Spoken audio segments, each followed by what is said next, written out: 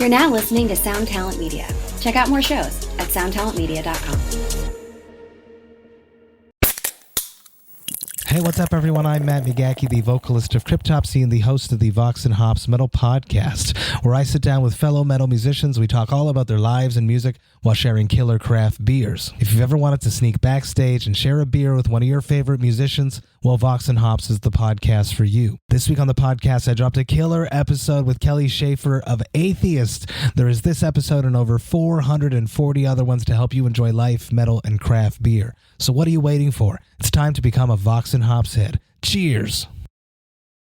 Hello, and welcome back to another episode of the Tone Mob Podcast. Thank you so much for hanging out with me this week. I am very, very excited to bring you this episode with my dude, Chris Gill. Chris has worked in, well, we get into it. That's really the point. I brought him on because I wanted to dive into his past. He came on a while back to talk about the book he wrote about Eddie Van Halen with his co-writer, Brad Tolinsky. It's called Eruption. You may remember that episode. It was a really, really good episode. But Chris and I hung out after the recording of that, and we just kind of shot the breeze for a little while, and I realized, this is going to be a great solo episode. So I had Chris come back on to hang out, and we talk about his record label days. We talk about partying on the Sunset Strip. We talk about the time that Motley Crue tried to kick him out of his seat, and it didn't happen. We talk about all kinds of awesome stuff, so I don't want to spoil it because he tells the stories way, way better than I do, but you're in for a real treat of an episode. But before we get into it, just a little bit of business. I just want to remind you, if you're doing any holiday shopping, please check out tonemob.com/sweetwater or tonemob.com/reverb for any of your purchasing needs. They really, really do help a lot. And if you're planning on buying gear for yourself or for somebody you care about, if you could use those links, a little bit of that purchase comes back and helps, and it really, really, really, truly does. Additionally, if you need strings, you can go to Stringjoy, and that also helps me as well because I'm a partner in that company. So if you could help me out, I can keep bringing you this content and keep this weird little tone-filled pirate ship just chugging along. I would really appreciate it if you could do that. And I would really appreciate it if you like this show, if you like this episode. I would really, really appreciate it if you shared this show with a friend or somebody you think would enjoy it. Spotify just did their Wrapped, and this is the first time they've showed me this data. I mean, they've done Wrapped before and showed me other things, but this is the first time I've seen this. This show is in the top 5% of podcasts in the world that was shared on that platform. And they check whether you copy a link or send it to Facebook or Instagram or WhatsApp or wherever. And they note that and they send that information to the podcasters at the end of the year. We can't see you or your data or anything like that, but they do tell us, hey, you hit this milestone. And the Tone Mob Podcast was in the top 5% of podcasts on the planet that was shared by you guys. So if you could keep that train rolling, I would really, really appreciate it because it really, truly does not happen without that. So thank you so much for everyone that's done that. It means so much to me that that is something that was even possible. I mean, this little show, it's a decent sized one in the guitar world, but in the grand scheme of things, it's pretty small. But thanks to you guys, it keeps growing, and I really, really appreciate that. So anyway, that's enough business. Let's get into this episode with my dude, Chris Gill. Here we go.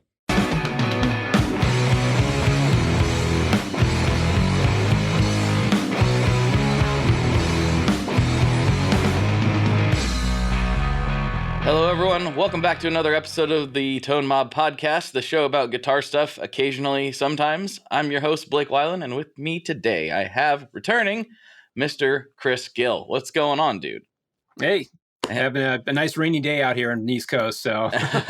Nice rainy day here on the West Coast, too. That's just, cool, 'tis the season, right? Share the love. Spread it around. Yeah.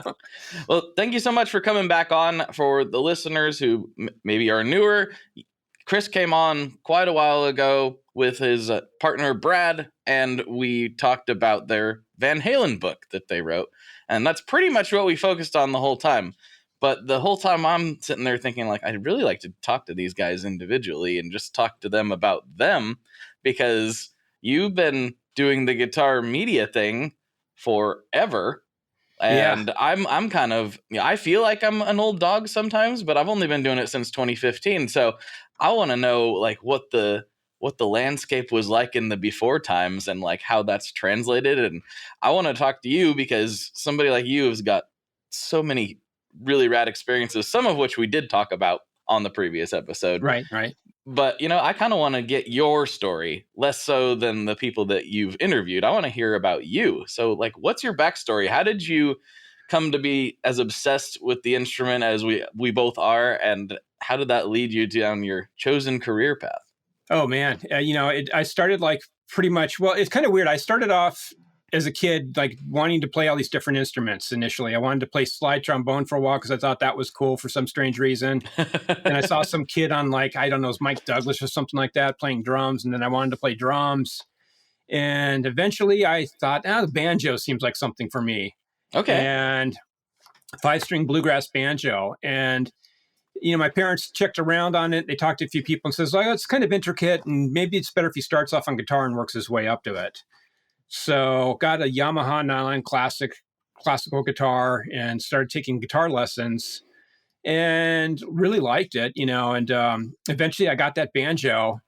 But it was kind of at this turning point, where you're going through puberty and everything. And suddenly the banjoing is cool, And I was taking banjo lessons at this store in Escondido, California. This great guy named Woody Zewell ran the store. I think it was like Woody's Music Emporium or something like that. It was kind of like it's where the seed was planted, essentially, because before I was even taking lessons there, I used to shop there. And I bought my first copy ever of Guitar Player magazine with Jorma Kekkonen on the cover and everything. And just, started reading Guitar Player magazine voraciously and wanted to play electric. And, I tried out a few guitars he had in the shop. And still kind of kicking myself. I got a great guitar because I really wanted a Gibson. That was it was the mid 70s and Gibsons were just what players wanted. Mm-hmm, absolutely. And I was waiting for a good Gibson to come in. And one day this mid 60s SG came in while I was taking my banjo lesson. It was in the shop and I saw it before as I showed up and I see it. I'm like, oh gosh, there it is, and, it was like sweating through the lesson because I had the money for it. I had worked and everything and painted fences and collected golf balls and all this other stuff. And all these people were coming in and like, hey, let me check the Gibson out. Cool. Hey, SG, hey, can I take it to my band tonight to practice? And Woody's like, no, you can't do that. Like my lesson kept on getting interrupted. And these people were just all like, I knew it wasn't going to last. And as soon as the lesson was over, I told them, I want that guitar. Here's my checkbook. I want it, Mm-hmm. sold. And I think he was kind of bummed because he's like, shoot, I lost another one. Like he wanted to keep it. Yeah. He lost another banjo player to the lure of the electric, because it's like, got you. Yeah. Because it was like after I got that, there was like no looking back. It was all electric for me. And I mean, that was, forming a band, trying to impress girls, that whole thing. So stuck with that, and of course, by this point, we're getting into the era of, Van Halen. It was just a big major moment for me. I mean, before that, I had already gone to concerts. Went to see Boston with the Runaways was my first concert, followed by nice. Cult, and then a whole other litany of shows. All with great guitar players in the bands. And of course, I was reading Guitar Player magazine and just soaking up all this information on these other players like Al Di Meola and John McLaughlin. And, Chet Atkins and Merle Travis, and all of these players from all these different genres, and really going out and finding those records and listening to those people, going back in history, listening to the Yardbirds, and listening to the old blues and everything. And at the same time, I'm keeping up with stuff like Van Halen. It was just like, my other guitar playing friends, we all had a big competition to figure out Eruption the first, so that was just, that was like a major driver. So Guitar Player magazine kind of got me into the whole thing. Well, it was two things that got me into collecting. One was the Jeff Baxter's column in the back of the magazine. He had something about, I think it was about collecting. Well, actually, okay, three things that got me into collecting. Jeff Baxter's column in Guitar Player magazine, Ian Hunter's Diary of a Rock and Roll Star, which talks about going to all the pawn shops and finding guitars and everything like that. It was so romantic and cool to me that I got into that aspect of it. And then seeing Cheap Trick with Rick Nielsen. showing up on stage with about 20 guitars all on stands up there, all of them cool, you know. And it was just like, and he had vintage guitars and he had custom guitars and everything like that. So I just went off on a quest that I'm starting to collect. As soon as every dollar I get is going into gear, you know, buying new guitars and whatever, old guitars, whatever I can find. So I got the collecting bug. Fast forward a few years, I'm at college. I'm looking through the newspaper. I'd done a couple things. Like I used to write a lot about rock and roll music, you know, do music reviews, concert reviews and stuff for my high school newspaper. And I did that at college at first. I kind of went around to a couple colleges, ended up at UCLA, was looking into the paper and I saw an internship at a record label. I'm like, oh, cool. You know, I'll go there, you know. Perfect. And Yeah. Mm-hmm. I show up for the interview and I'm talking with the guy, Steve Brack was the guy there, and he was a promo guy. And, as soon as I mentioned that I'm a writer, he's like, okay, you're in, you're hired. We want you to come in, you know, 3 times a week if you can, you know, whenever you can. It's like, just as soon as I said I was a writer, that's like, they needed someone to write press releases and to write letters and things like that. And I basically took over our college promotion department. So I would send out records to all the college radio stations. Okay. And at this time, they had just signed Joan Jett, which was really cool. So we put out the Bad Reputation album. You know, she put it out independently. And it's kind of an interesting thing because Joan Jett was like one of the very first guitar players I saw at a real bona fide concert. You know, it was with Joan Jett and Lita Ford. You know, that they were the opening act for Boston on that first Boston tour. And so it was just interesting. It kind of came full circle. Here I am, you know, watching Joan Jett at 15 years old or 14 years old or whatever it was. And then next thing you know, I'm working for her. And so did that for a while. Unfortunately, Neil Bogart, who ran Boardwalk, which is the label that I worked at, he ended up getting cancer and he passed away. And so the label went under. And this was just as things were on the up and up. We had, you know, #1 album with Joan Jett's I Love Rock and Roll. Mm-hmm. And had artists like Ringo Starr and Curtis Mayfield, just did sign Night Ranger. So there was interesting things going on. It was kind of like all over the place, which is very typical of record labels back in the day, you know, that especially the major ones. I think it's still that way, to be honest. Yeah. And a semi-major label. But I did that. And anyways, the record label, they sold everything over to MCA. It was a big depression in the record industry. All these labels were laying people off. I had pretty much given up on school by this point. I was just pretty much working for the record label full time. I went in from actually college promotion to doing singles promotion for them because of this. I had actually, with Joan Jett, I just rode the wave of her popularity, really through no effort of my own. But I just, you know, I got #1 on the college charts. So they said, hey, wow, our first #1 album, you know, even if it's college, but let's hire this kid, you know, full time. So I went on doing singles promotion, and I rode the next wave, you know, from Joan going from college to the national radio. And then of course, when her album hit #1, that was the week Neil died. It was just like, you know, wow. Like you reach it, then yoink, you know, there's that success and just the rug gets pulled out from underneath you. And so anyways, Neil's wife, Joyce, sold all the label to MCA. All the artists and everything, for the most part, went over to MCA. I was without a job. I decided to go back to school and decided to transfer to San Diego, blah, blah, blah.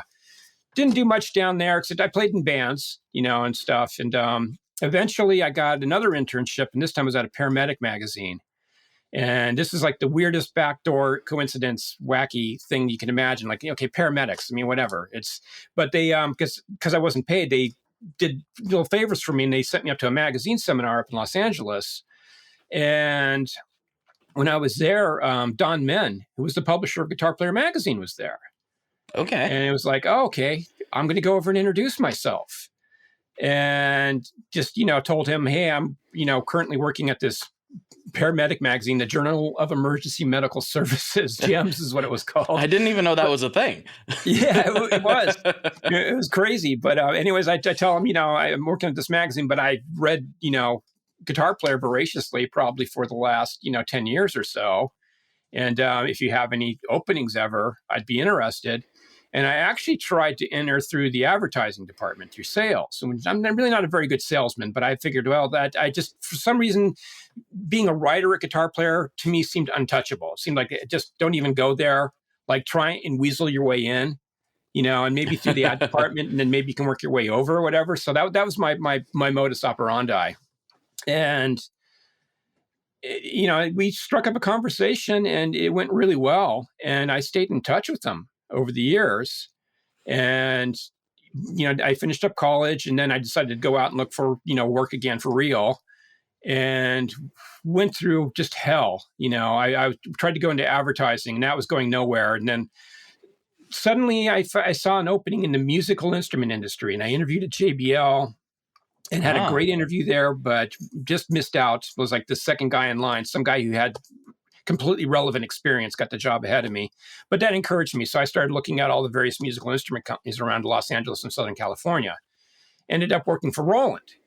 I went there for 4 years, worked my way up the ranks from doing 1 billion brochures and catalogs because, Roland puts out something like 200 products a year, or at least they did back in that time. That was really the salad days for them in the mid 80s. Mm-hmm. And it worked my way up to artist relations and media relations. So I was dealing with artists and I was dealing with all the magazines, and buying advertising and everything. And so again, I already knew the people at Guitar Player magazine, and I was really dealing with them constantly, as well as Guitar World and Guitar for the Practicing Musician and Keyboard and every, music magazine out there basically in the day. And ended up getting fired actually because I was a little bit too generous with loaning gear out to artists. And one day that'll do it. They looked at the spreadsheet, and the problem was like, even though Roland, we didn't give gear to artists, we would cut them deals or whatever, but we didn't have an endorsement thing where we gave stuff away. But some artists just, once you got it, it was like, oh my God, you just had to send the collection dogs after them. Yes. And a lot of people flaked out. So anyways, I ended up getting fired, and I was like, hardly even 2 weeks had passed, and I get a call from, oh my gosh, I can't remember the guy's name now, but I get a call from the guy who's in charge of the division, all the magazines at Miller Freeman, basically, which was where Guitar Player magazine was, and says, do you want to work for us? I'm like, hell yes. And I'm like, what, in advertising? And it's like, no, as a writer. And I'm like, wow, really? I'm like, yeah. And it kind of blew me away because they had their eye on me. It was really weird because I wrote some stuff for the Roland Users Group magazine back in the day, some articles. And for some reason, they liked my style, which I thought was really odd. But I think they liked my personality. They liked my writing. And I actually had done a few interviews, too. I'd actually done some stuff with the Big Yes reunion tour that happened. But anyways, I was on the radar, and they offered me a gig, and I freelanced for about 5 or 6 months or so. And then the next thing I know, I'm moving up to the Bay Area, to go work for them. And that was like probably late 91, early 92 or so. And that's where the journey kind of began. Wow. So I mean, really, it seems like you had a lot of beginnings. It seems like a lot of false starts, a lot of close brushes. I mean, even the band that I was playing in after the record label, we came really close to going places. The band's name was awful. It was called the French Raps, like French wrap wraparound sunglasses. Very new wave. But we had a big following in North San Diego County. We used to do a lot of promotion, and up and down the Pacific Coast Highway and on the telephone poles, we put up posters. And it was great because the band was all family members except for me. So they pulled all their money together. They had lighting, they had a big PA system, and we would go and rent out halls and just promote the hell out of them and get like 3,000 to 5,000 people to show up. Wow. And make a ton of money. Yeah. And we played really short, sweet sets, a couple originals, a lot of really well-selected covers. And we would play like 45 minutes to an hour, and that was it, no encores. And we always left, the thing was to leave people wanting more. And we had a couple people that were management, who worked both in San Diego and had some acts in San Diego that had some success up in Hollywood. That were after us, bidding after us. And unfortunately, half the band wanted to go in that direction. The other half wanted to just stay doing what we were doing in San Diego. And they were fully comfortable with the money we were making doing that. And they didn't want to get ambitious and go and do showcase gigs and everything like that. So the band ended up breaking up. So, oh well. The age-old story, right? But still, getting 3,000 to 5,000 people to come to a show is no easy feat. Like nowadays, if you get 100 people to show up, you're killing it. You know, it's crazy to think of 3 to 5K showing up on a random, Wednesday or whatever. Well, usually it was weekends. It was weekend shows, and we would rent out big. Fortunately, there was big places to rent out. The Del Mar Fairgrounds, when the fair wasn't going on in the summertime, and that was usually just around like late June and July. They had all these big halls that are just sitting there empty. Okay. So we used to rent out space at the Del Mar Fairgrounds. And it was all set up with electricity and everything like that. It was just really easy to go in there. And it was a big, huge rooms that you could just pack people into. And not even pack it in. There was plenty of room to breathe. You could probably fit some of those halls, probably 6,000 people easily, 7,000 sometimes. Wow. But we would work with the other bands that were really hot in San Diego too. Stevie Salis had a band called This Kids.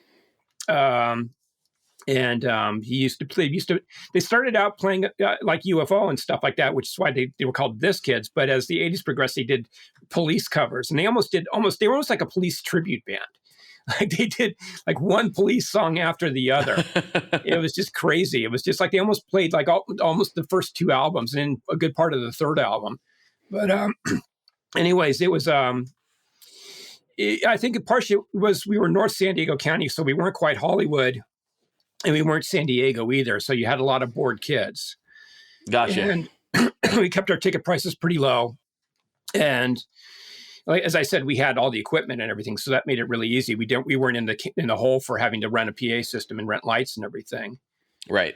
So, and since it was our equipment, we got to control the sound, we got to control the lights, so we looked better, we sounded better than the other bands. So it all worked to our advantage. They were very, very smart, but that's great. Unfortunately, they just didn't. Like I said, half of them didn't have the ambition. They wanted to stay at home, and they were content. I mean, like you can't complain. The money was decent. I mean, we made a lot of money on those shows, but I get that. Sustainable. I get that. Like it doesn't sound very romantic, right? But like part of the reason I never pursued a career in a band or anything was because I was like, man, I hate the idea of touring. I hate road trips.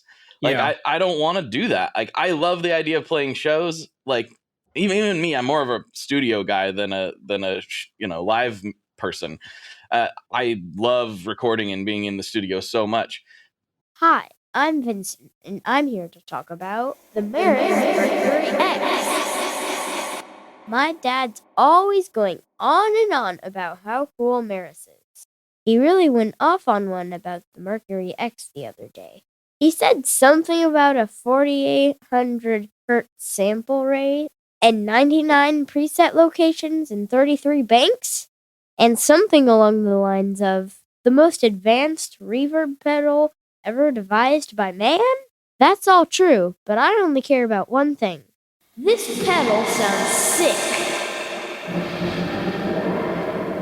So make sure you check out the Mercury X and all the other fine products at maris.us, as well as fine retailers worldwide. All right, Dad, now can I have my talkie?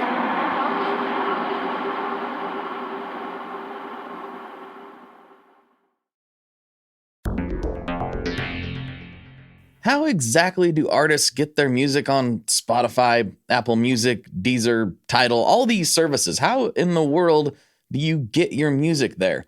Well, in the past, you had to use something called a record label. But these days, you can use DistroKid. DistroKid is the absolute easiest way to get your music up on streaming services, and it's the most affordable way to do so. Not only do plans start at $22.99 for the entire year, that's less than $2 a month, DistroKid also does not take a cut of your streaming revenue, unlike some other services out there. Even better if you sign up by going to tonemob.com/distrokid. That's tonemob.com/distrokid. One more time, that's tonemob.com/distrokid. You'll get 30% off. That's right, 30% off their already extremely reasonable prices. So go to tonemob.com/distrokid and get your music out there. But man, the idea of like traveling place to place and eating gas station food, and so I was like, that sounds like not the life for me. So I can understand the people like, hey, we're making good money right here in San Diego. Why do I want to go travel around the country in a van?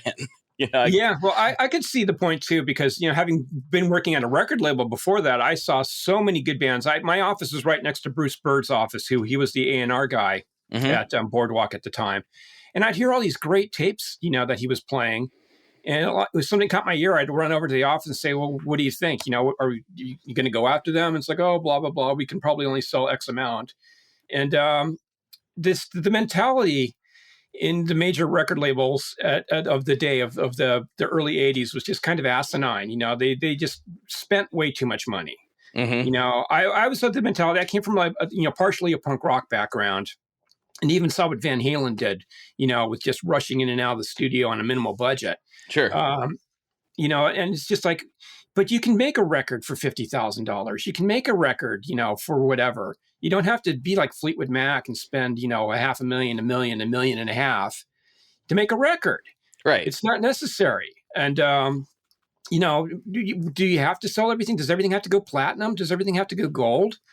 If you can keep your costs down up front, then you can be successful. But they didn't see things that way. It was like spend a lot of money and hope to make a lot of money. It's so weird how that's changed, right? Because now it's like you record a whole record in your bedroom for almost free if you don't count your equipment costs, and some of these people end up selling out arenas. That's a very rare occurrence, of course. But the fact that it's even possible is true. Bizarre compared to back then. It's like, oh, we got to spend $500,000 to do this record. It's like, what? Man, if I had $500,000, I don't think I'd invest it in a record. Agreed. I agree. I fully agree. Yeah, it was weird times. It was like the last days of excess, I think, too, because it was just, man, I can remember like coming into the office and like we'd have every day, there'd be like a catered deli tray from Greenblatt's Delicatessen. That sounds pretty nice. I like the sound of that. It was nice stuff. It was good, not cheap, bagels and blocks and the whole thing. And, and then the fridge was always stocked with imported beers, and everything. And there were other accessories around the office, if you needed that, but it would be just come in, in the morning, make something from the deli tray, grab a beer from the fridge, and whatever, and then hit the phones. I mean, it sounds like a good time, but it was a good time. It was fun. I'm tempted to write a movie script on some of my experiences. I mean, I didn't want to, it wasn't exactly Almost Famous, but here I was 18 years old. And just kind of thrust into this whole whirlwind of the music industry, and a lot of debauchery, just a lot of. I can remember going to see a band. One of the girls who was a receptionist really liked this one band, and I went to this place in the Valley, and it was almost like Almost Famous meets Boogie Nights kind of a deal. Where I show up at the door. It was this discotheque in the Valley that this band was playing. It's called Be Wild. And I show up and, I'm used to going to a Hollywood nightclub and being on a guest list. And didn't really have any guest list or anything. So I show up at the door, whether you're supposed to pay to get in, and say like, oh, I'm here from Boardwalk, and show my business card, expecting to be on the guest list. And the guy's like, hold on a second. I'm like, oh, geez, what, I'm going to have to pay to see this band? Bummer. And he goes off and he comes back with the lead singer of the band. And the guy's like, oh, my God, hey, yeah, come on. Come back with me. Come backstage and everything like that. Meet the band. I'm like, okay, cool. All right. And I remember hanging out and then the band's getting ready to play. And Brian, this is my wife here. Why don't you dance with her? Like, hey, wait, hold on, wait. And he was literally pushing his wife on me to do favors, essentially, because he thought I was going to sign them. And it's like, dude, I It was just weird. You're That's like, all I I'm can just say. here to see the show, but dude, like, I don't know what you're thinking is going to happen he here. was. I mean, he thought I was there to sign them and everything like that, and he was doing everything he could to seal the deal. You know? Wow. Yeah. My how the times have changed, right? You know, Yeah. because it's been a weird few years for everybody, right? But right before the pandemic lockdowns happened, I was just now getting to the point with the show that I was getting to go backstage and do some interviews and things like that. Was a relatively new thing for me. 2018, 2019 is when that started happening. Right. And it was happening more and more. And I was like, this is so cool. I'm getting to go back. You've experienced this. I'm getting to go back and talk to some of my favorite artists. This is so awesome. And then boom, lockdown happened. We're back to, Zoom calls and whatnot. Right. Which was fine. I was used to that. I'd been doing that for years at that point. But now things are opening back up and some of that stuff is starting to happen again. And I'm constantly reminded, you talk about in the early 80s, how there's all this debauchery and these weird things happening. Now you go back there and it's like, we have carrot sticks. Here's a bag of Doritos. It's not quite as I'm sure there are some artists that get up to some pretty intense shenanigans, but again, just how the times have changed, it's pretty chill backstages these days, at least the ones that I've been to. I mean, it's funny because actually, I don't want to talk about the record label stuff too much, but I was after Motley Crue, when they were the kings of the club scene in Hollywood, and I was like one of the people out there that's one band I was trying to get signed, and Bruce and I we talked about it quite a lot. We got in a bidding battle with Elektra, which we lost, of course, because Elektra got them. But that was interesting. I mean, it was kind of like, it was weird because I've told this story before where we had a reception. It was this band called The Innocents with Thomas Newman, Tommy Newman at the time, but Thomas Newman, the film composer, or the famous Newman clan, yeah. And everything. He had this band called The Innocents, which was this kind of put together new wave band. And they did this horrible television special on this Sunday night, which the saving grace was it was up against 60 Minutes, which at that time was the top rated show in the country. And it was just horrible. It was just the making of a band kind of thing. It was like the pseudo documentary thing. And it was so bad and so fake. And then after the show played on television, we had a little, party at the Whiskey, and the Innocents went and played on stage and everything. And I'm sitting there with my girlfriend, and I'm this rockabilly punk rock guy, and my girlfriend's this Japanese punk rocker. And we're sitting at this table. And of course, I'm all 18, 19 years old. And Nikki Sixx and Vince Neil come in, all glammed out as they were back in the day. Oh, yeah. And, just the height of their glam look. But they come up and with the bouncer, and they tried to kick me off my table. And I had a bar tab that said Boardwalk Records on it. I just held that up and said, I belong here. This is my party, Right. This is my company's party. So they went and kicked somebody off of another table or whatever. But as they're walking away, I'm flipping them off, going like, I tried to sign you assholes. Right. Dude, be careful with this ego, especially at a record label, thing that, you're really not invited to. You just got in because, all the guys at the Whiskey know you. So, oh, well, whatever. It's such a bizarre mindset to think about, because I couldn't even fathom trying to do that. Even if I was like being led into something in a special way or whatever, if the table's full, I'm like, well, I guess the table's full. I'll find it's hard for me to even process like the ego that it would take to try to kick somebody out of a table. Who cares who it is? I don't care who it is. Anybody. At a private record label thing, it wasn't open to the public. It wasn't like a regular night at the Whiskey. It was a private function, Right.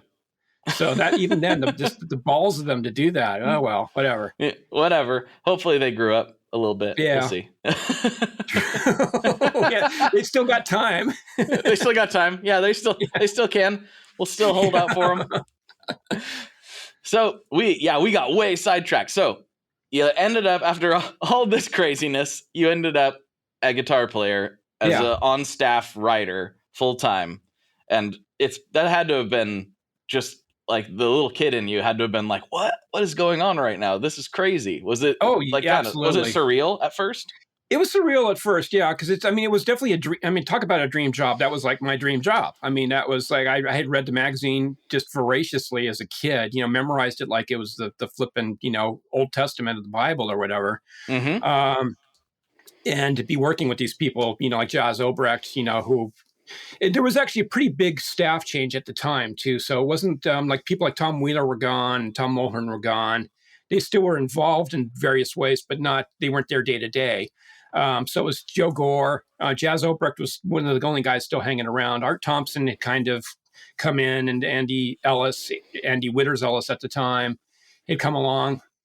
I was actually hired initially to do gear reviews mostly, and it's like, yeah, I'm cool with that. I love that. Sure. I love gear, yeah, and everything. But at the same time, I also liked interviewing artists, so I kind of just pushed myself in both directions. And landed that sounds some really good, very familiar, good actually. Yeah. It landed some really good interviews. One thing was, early on I got Jeff Beck. Wow. When he did the Crazy Legs, the Gene Vincent tribute album, because I was a big rockabilly fan, so I knew a lot about rockabilly stuff. And it was actually kind of crazy because just before that, I had done some preliminary work, and they had a great Rolodex at Guitar Player magazine. It was incredible, old school Rolodex, with the cards and everything, Yep. with phone numbers and contacts. And I saw a contact for Cliff Gallup. Now, I knew Cliff Gallup was dead, who was Gene Vincent's guitarist for a very short period in the mid-50s. And I thought, well, I'll call that number anyways and see if his widow is around. Maybe I can talk to her. Right. So I called her up and talked to her, and man, it was like the greatest thing, because Cliff Gallup was notoriously reticent, and just, even when Dan Fort did an interview with him, he didn't really say very much, very guarded. But Dolores, was just like, oh my Lord, she just like told me everything I wanted to know about her husband. She was so proud, and that's so awesome. It was just like, I got all these great details. So anyways, when I'm trying to line up the Jeff Beck interview, and I hear it's going to be this Gene Vincent tribute and everything. So I'm talking with Ralph Baker, his manager before, and Ralph's kind of like feeling me out because he's not really sure like who this new kid is and everything. And, so he asked me, all right, which amplifier did Cliff Gallup use? And I'm like, well, in the interview with Fort, he talked about using a Standell that was Grady Martin's, at the Quonset Hut studios where they did the recordings. But, he actually used a Fender day to day on stage with the blue caps and everything. And he was like, that's not correct. It's just a Standell. And it's like, no, I know. It's like, well, how do you know? It's like, I talked to his widow. All of a sudden his demeanor changed, and he's like, oh, wow. Okay. Well, something we don't, because they both were like, digging deep into all this Cliff Gallup lore and everything. Sure. So that turned out to be an incredible interview. That's still like one of my all-time highlights, because Jeff is and was my guitar hero, along with Eddie Van Halen and a handful of other people. And so I'm flying out to England, and this is around Christmas time. And, I'm staying out by Gatwick Airport, out kind of in the countryside. And Ralph picks me up, and we drive in for about 45 minutes to where Jeff's manor house is, built in 1512. Wow.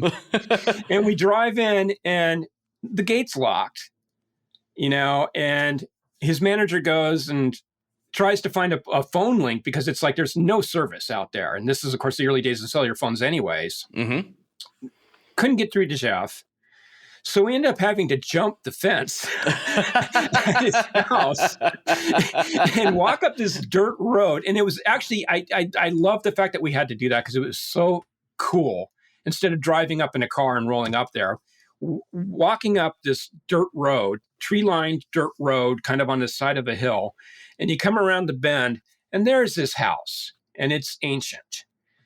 And there's Jeff's hot rods in a garage down the way and everything. And then, bangs on the door, this big, huge wooden carved door opens up, and there's Jeff, in this house. And it was so incredibly cool. And at first, he doesn't even say hello to me. He kind of has his back to me and everything like that. And then we kind of settle down with some tea and everything. And the one thing with somebody, we had this guy, Ross Garnick, who was in our ad department, and he talked about he used to be at Musician Magazine. He talked about, we used to bring Jeff gifts when we interviewed him, like hot rod magazines and stuff like that. So I got some hot rod magazines, but we're talking about, what can we do? Can I get him like some obscure 32 Ford part or something like that and bring it to him? We're talking about what kind of gifts. And suddenly, I think it was Jazz had the light bulb moment of, we have Cliff Gallop's guitar picks, because they did these pick posters. Yeah. And it was a thumb pick, and was it a thumb pick? I can't remember if it was a thumb pick or it was a big triangular flat pick. Now I'm trying to remember. It might have been a big triangular flat pick and some metal finger picks. And they were flattened out. And they had the little card that they sent to him, and he actually just wrote his answers on the card and sent the card back along with these picks. So I presented those to Jeff, and it was just like, for him, was like, oh my God, it was just like, the Holy Grail, Yeah. He was over the moon. It was like the coolest gift I possibly could have given him.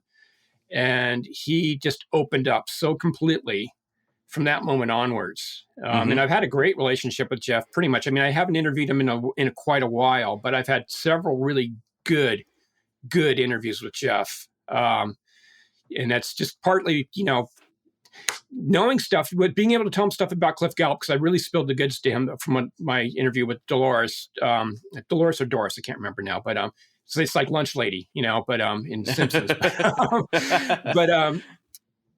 Anyways, I had all this information, so I gave him these picks. I told him all this stuff that she told me. I put him in contact with her, which was even better, because when he was on tour, he went over and visited with her and actually got to see Cliff's guitar and amp and all this other stuff, memorabilia and stuff. So anyways, it was really, my tip to any writers out there: do your research, especially, if somebody's into something and then, because that's like Jazz actually had that whole thing with blues artists. I mean, he knew a lot about blues artists, so he got along very well with Keith Richards, because Keith was very much a blues scholar.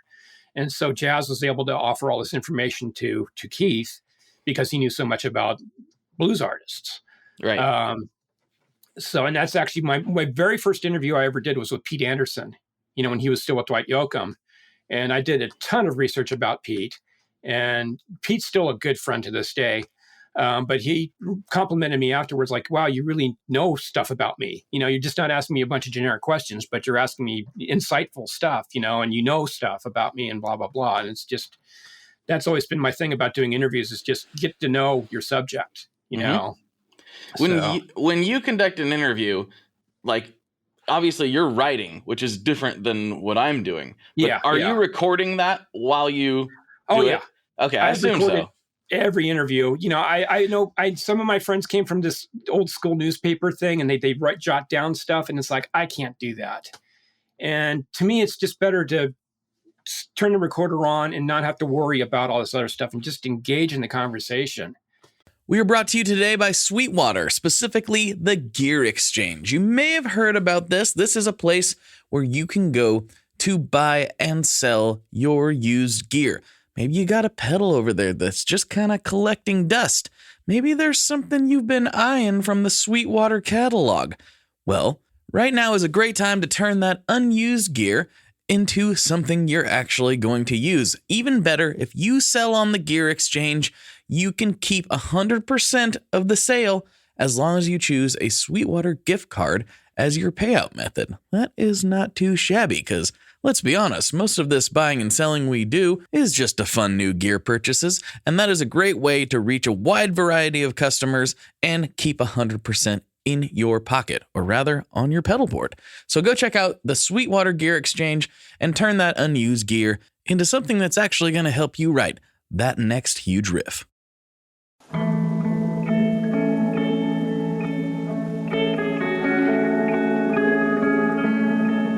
Hello there. I'd like to introduce you to your new best friend, the Chase Bliss Audio Lossy. Lossy is a collaboration between Chase Bliss and Goodhertz. And it's meant to give you some control over those weird digital artifacts that come with very compressed audio. You're hearing it right now. the changes that are taking place are strictly coming from my playing dynamics. I'm just interacting with the pedal and letting it do its thing.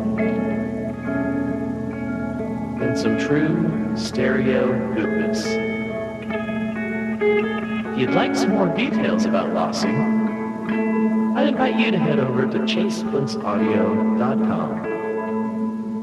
I think you're going to like what you find. Have you thought about putting that out there, those recordings?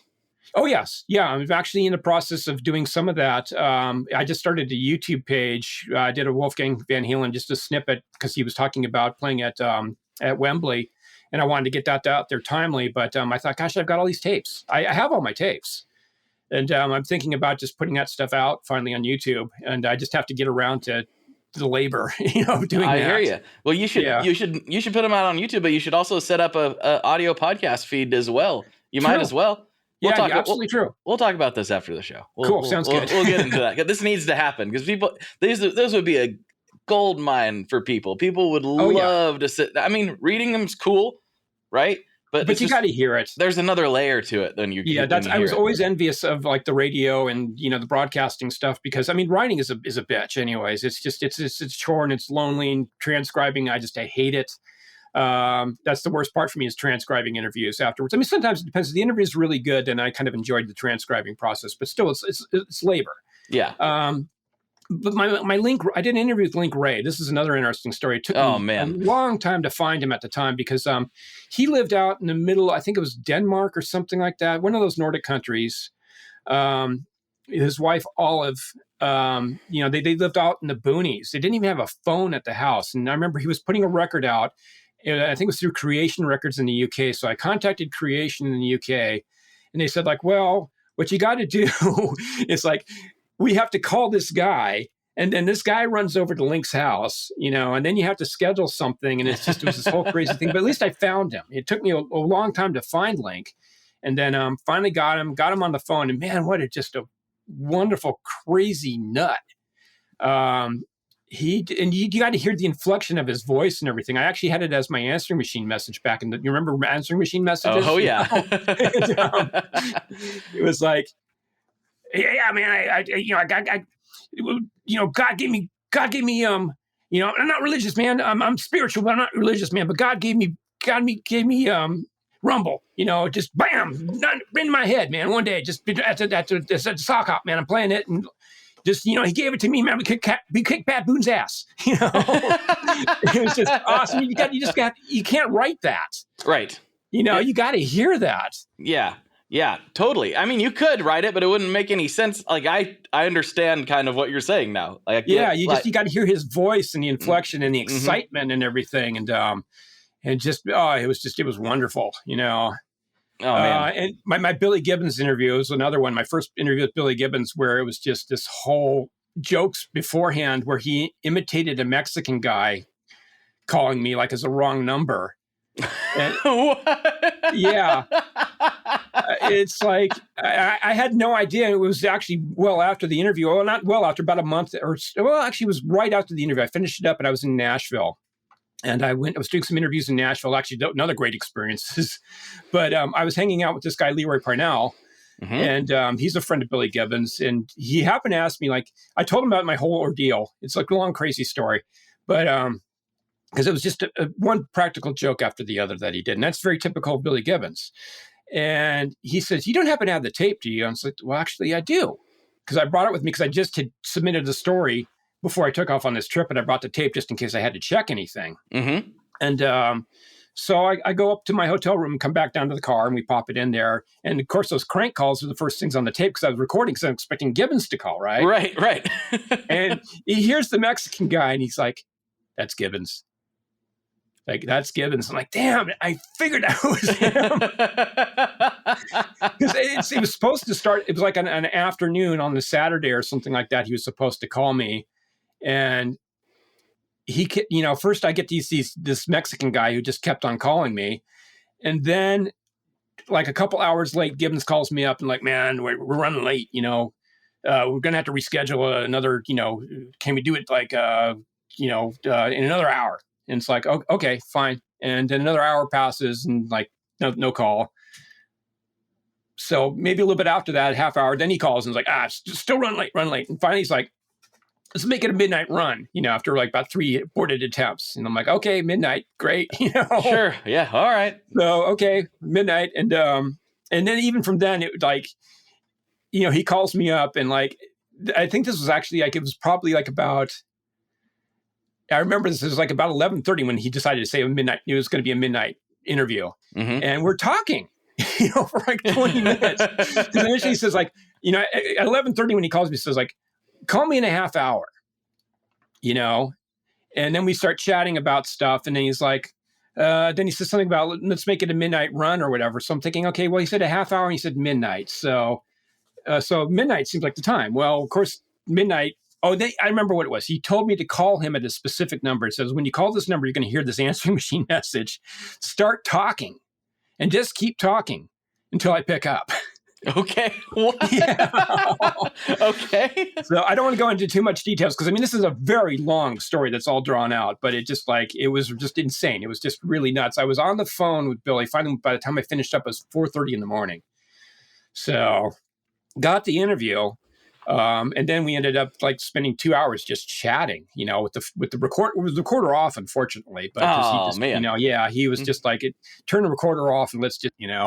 That happens too. The only thing I can relate to with that, and I don't know if I've told this story on the podcast before, but I at one time was trying to get Bill Finnegan to do the show. I interviewed a lot of pedal people.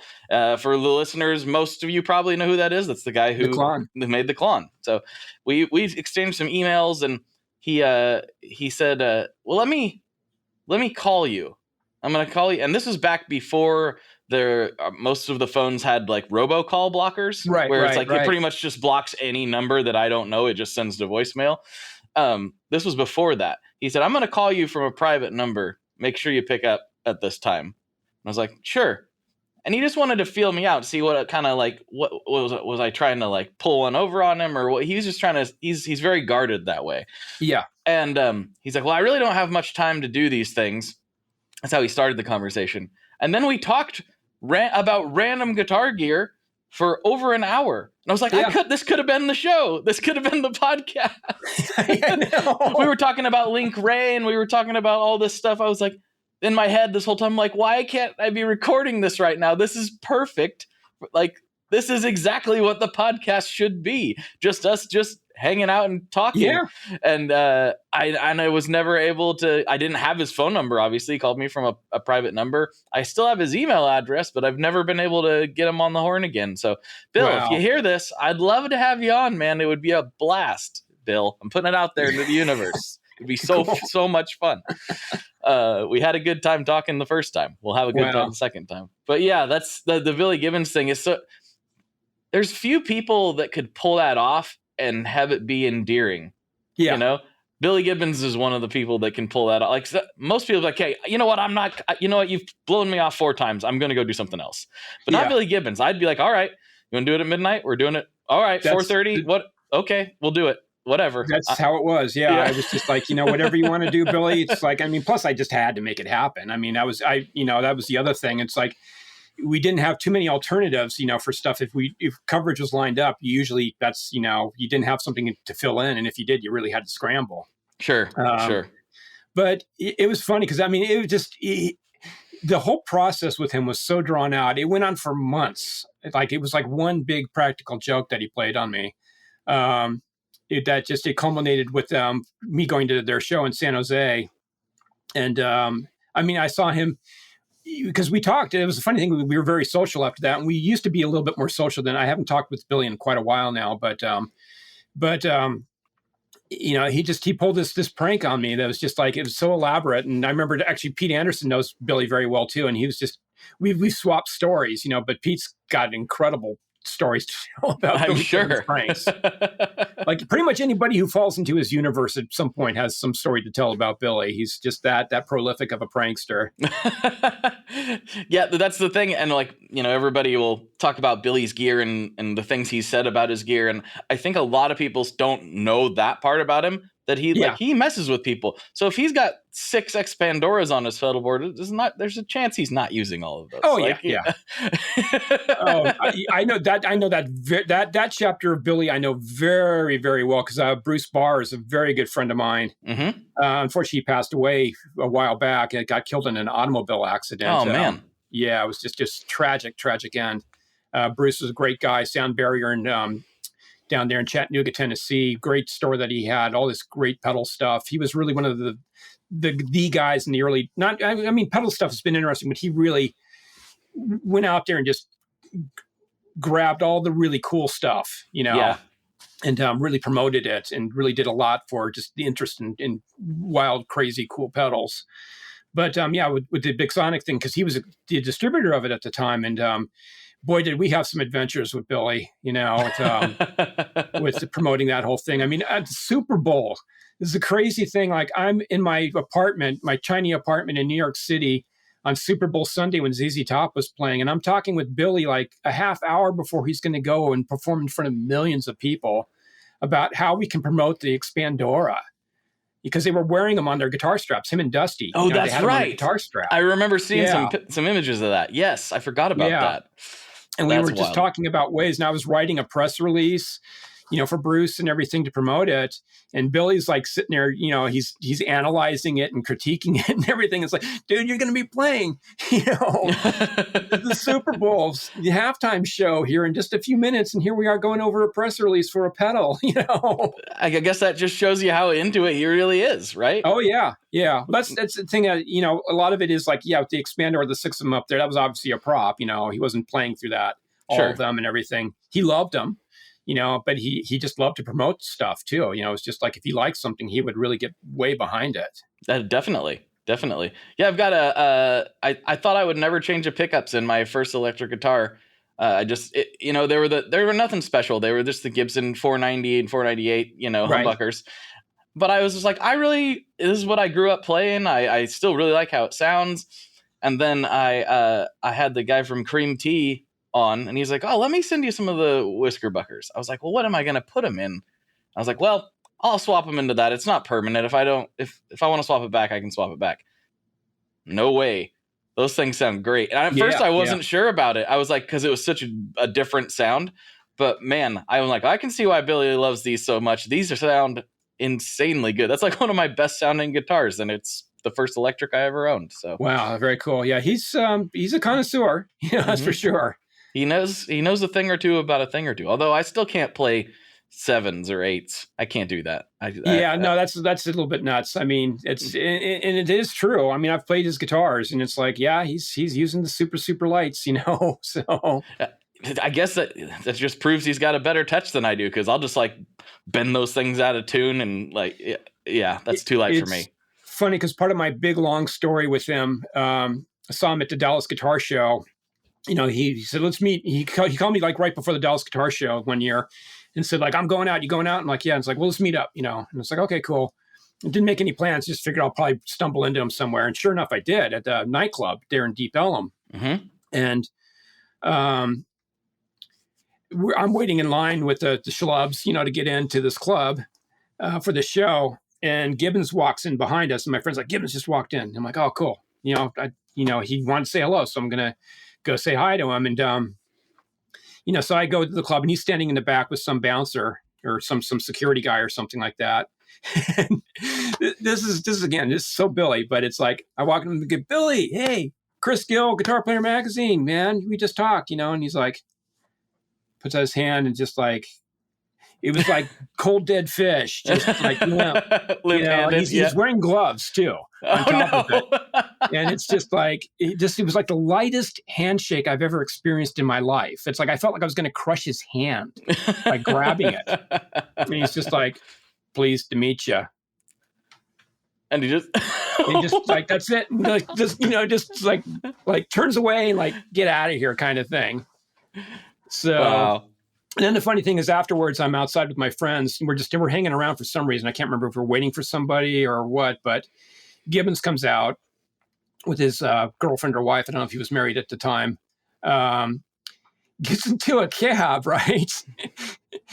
And the cab pulls up, and it stops right in front of my friends and I. Okay. And Gibbons is sitting there in the cab and he's staring at me. He's just like looking at me for like 5 minutes, just sitting there in the cab. And I'm like, oh God, this is just weird. Oh, that's fantastic. The guy gives me the cold shoulder in the club, and now he's sitting here staring at me. He knew what he was doing. He knew what he was doing. He was just psyching me out. So yep. That's hilarious. You gotta love it. See, this is what I knew we were gonna have a good time. That's why I needed to get you on so I could get these stories. That's what. I could go on. I mean, like I said, it's a billion. I mean, I think I was lucky that I got there in a good time. I mean, I would have loved to have been around in the 70s and doing it, but the 90s wasn't so bad because you had a lot of the big names, your big established guys. You still had your Van Halens and your Jeff Becks and your Tony Iommis and everything like that. But then you had Dimebag Darrell. And I never interviewed Kurt Cobain. I mean, that was one thing that he kind of, unfortunately was here and gone very quickly and didn't really like doing Guitar Magazine interviews. Right. But we had that era of grunge and everything like that. I got to see some bands like Korn come up through the ranks, and become huge, from starting out from very, I did one of their very first interviews. Oh, wow. Wow. They're the only band that's ever given me one of those RIAA awards, a gold record, platinum record awards. Oh, yeah. In my entire career. I know Brad Tolinski's gotten a whole bunch of them from everybody, like Joe Satriani and Steve Vai and whoever. And the only band who's ever recognized me has been Korn. So. Well, hey, I just got an 8-string the other day, and I'm not going to say that Korn didn't have anything to do with that. Definitely. That's they resurrected the 7-string guitar. You got God bless them, man. Absolutely, I love it. Well, man, we're getting close to the end of the main episode, and I got a couple classic questions I like to wrap up on. But before I do that, I like to give the guest the opportunity to take the stage and, shout out anybody they want to shout out, plug anything they want to plug, call out your Aunt Tilly or whatever you want to do. The floor is yours. What can I say? What do I want to shout out? I can't think of anything. I will say lately, one pedal that's really impressed the heck out of me is the Maris delay. Oh, yeah. LVX. Yes, the LVX is just what a feat of engineering. Oh, my God, it almost makes it too easy, though. It makes you just sound like an instant soundtrack composer. I know. It's so good. You plug in and make a few droning notes, man, and you just sound like you are, I don't even know what film soundtrack composer you sound like, but it's a thing of beauty. And that stuff excites me, as much as old tube amps and whatever. So I'll shout that out for now. Well, they are, fans and listeners of the show, everybody there pretty much. So great. The Maris crew is fantastic. Shout out Terry and Gina and everybody. So good. Love those Job people. Well done. I get a lot of stuff to review all the time. I've got stacks of gear in my house and everything like that. But that's the one thing that just really made me sit up and go like, oh my God, this is just phenomenal. So. Well, hey, that sounds like it was pre-planned, but it wasn't. But they've supported the show in the past, and they've came on a few times, and I love the Maris people. So cool. Shout out everybody there. That's great. All right, final questions. Now, I don't remember if we got into this. I feel like we kind of did, but I do a lot of these, so that all runs together in my brain a little bit. But the classic questions I like to ask at the end of every episode. First one is, what is your favorite Boss pedal? Oh, my favorite Boss pedal. Yeah, you asked me this last time, but I'm going to change. Okay, good. I'm glad you did it. Yeah, on that because there's so many, So, but I ignored it for years, and have just recently, probably in the last 6-7 months or so, I just bought one, a Boss SD1. Oh yeah, I got the 40th anniversary one. I don't know why I avoided it for all this time, but I just love what that thing does, especially with the Marshall, especially with the JCM 800. It's a match made in heaven. It's just everyone hyped the Tube Screamers and everything like that, and it's like the SD1 is where it's at. It's got that, it does the stuff that the Tube Screamers should have done.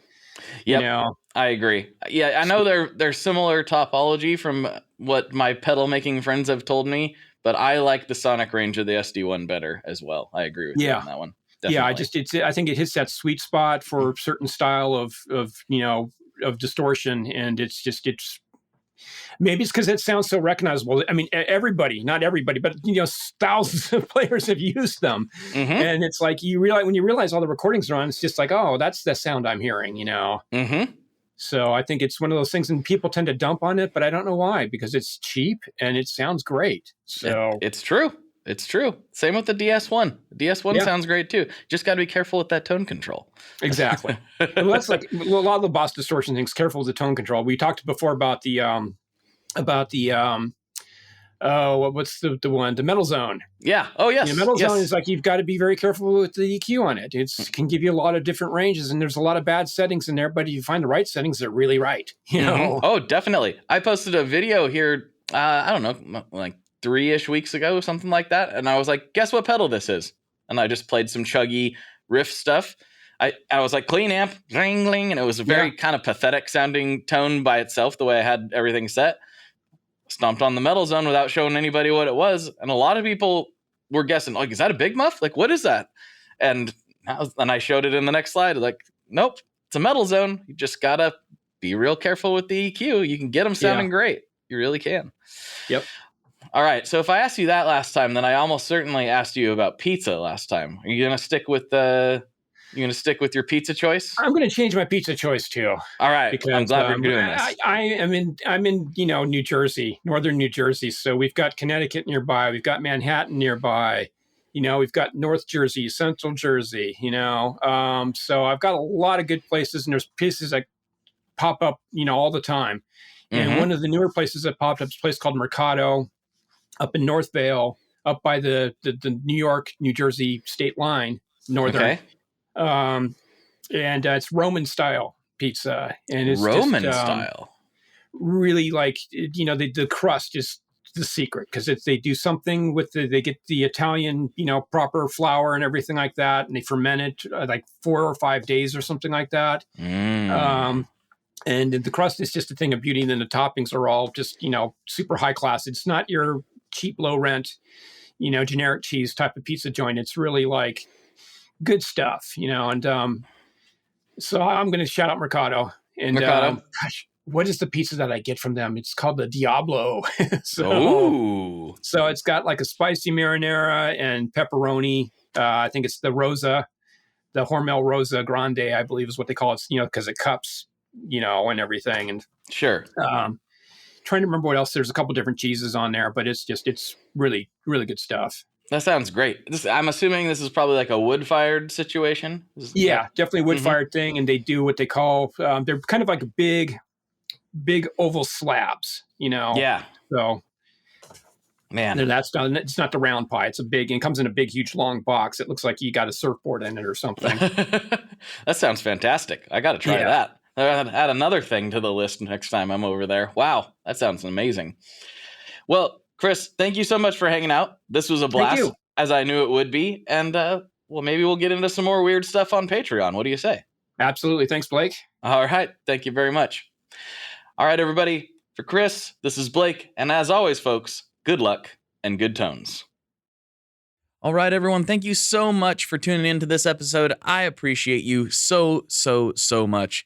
And if you want to hear more, if you like this podcast and you want to keep it going and you want more episodes, you can go to patreon.com/tonemob, where for $5 a month, you will get access to additional shows every week, including this week, where there is additional conversation with Chris and I. And it is phenomenal. It really, truly, truly is. So check that out if you can. And if you don't like the new ad format, which I understand if you don't, but hey, I got to keep the lights on. I got kids to feed. If you don't like that, though, for $3 a month, you can get access to the ad-free feed, where all of those things are gone and they do not exist. So check that out at patreon.com/tonemob if you can.